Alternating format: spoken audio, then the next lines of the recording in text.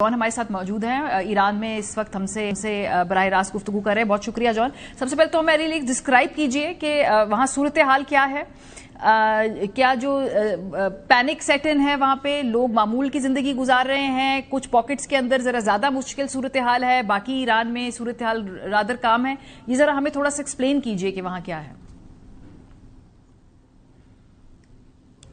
Facebook Instagram पे मैंने दिखाया है कि किस तरीके से लोग रिलेटिवली नॉर्मल लाइफ गुजार रहे हैं। जाहिर है बिल्कुल ही तो नहीं एक्सपेक्ट कर सकते कि नॉर्मल हो, क्योंकि जंग बहरहाल है।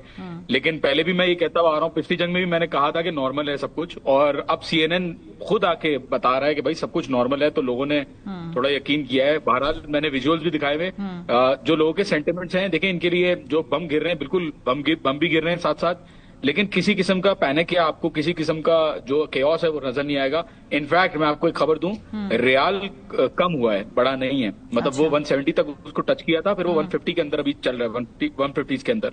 तो ईरानी रियाल जो है इट इज इम्प्रूविंग, एंड यहाँ पे कोई सप्लाई एंड डिमांड के इश्यूज नहीं है।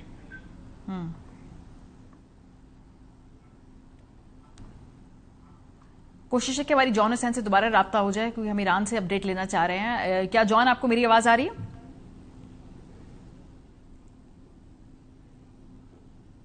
ठीक है, उनका इंटरनेट।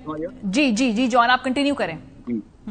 जी देखिए, यहाँ पे सेंटिमेंट बहुत ज्यादा ओवरवेलमिंग है। लोग कह रहे हैं कि प्लीज अगर आप आ रहे हैं, ग्राउंड इन्वेजन कर रहे हैं तो कर लें। वो बदले का मौका चाह रहे हैं, इंतजार कर रहे हैं। एंड ये जितनी भी कॉस्ट यूनाइटेड स्टेट्स को अभी बेयर करनी पड़ रही है, ये पहले से ईरान ने कह दिया था कि it will be a regional war and we will attack any places that are supporting the US. सब पे अटैक नहीं किया, सिर्फ यूएस की जो बेसिस हैं जिनसे सपोर्ट मिली है यूएस को, वहां पे अटैक किया है। एंड कॉन्सिक्वेंसेज आपके सामने हैं। We can not expect Iran to do anything else.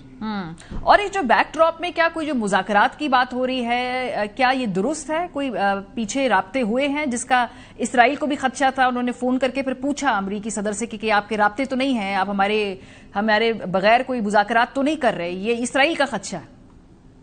देखिए, मैंने फॉरेन ऑफिस से खुद भी कंफर्म किया, ऑफिशियल से कोई ना फ्रंट पे निगोशिएशन हो रही। मैंने ऑफिशियल से भी बात की है जो दूसरे मुकामात पे हैं, उन्होंने कहा है बैकडोर भी कोई जो है वो निगोशिएशंस नहीं हो रही। प्री कंडीशंस हाउएवर सेट करने के बाद अगर आता है यूनाइटेड स्टेट्स और सीज फायर के लिए, जबकि वो कर रहे हैं, वहां से कोशिशें की गई हैं और आगे आगे जाके करते हैं ये सीज फायर के लिए कि बहुत ही जोर मारते हैं, तो प्री कंडीशंस जो है वो सेट की जाएंगी कि ये रीजन को छोड़ के जाएं। और जहां तक मेरी मालूमात है, बहरहाल वक्त ही बताएगा ये क्या होता है, वो तो डिसाइड होते होते टाइम लगता है। लेकिन प्री कंडीशंस कुछ नजर में आई हैं कि अगर ये रीजन छोड़ देते हैं, बेसिस को खाली कर देते हैं, बेसिस खत्म कर देते हैं, तो फिर शायद कोई निगोशिएशंस की बात हो सके। लेकिन निगोशिएशन पे कोई भी भरोसा नहीं है मिस मारिया, क्योंकि ना बैकडोर चैनल्स में है और ना ऑफिशियली है। क्योंकि जो मिसट्रस्ट पैदा हो गया है that is incorrigible and it is irrecoverable in that sense कि इन्होंने बार बार अटैक किया। और इस दफा जो खामनाई साहब को इन्होंने शहीद किया है, तो कमांडर्स जो मोजियाक फॉर्मेशन में भी बैठे हुए हैं, दे आर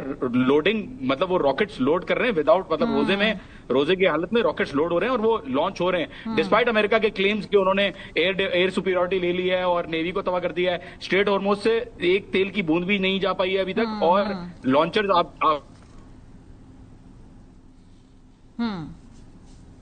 बहुत शुक्रिया। हमारे साथ जॉन हुसैन मौजूद थे।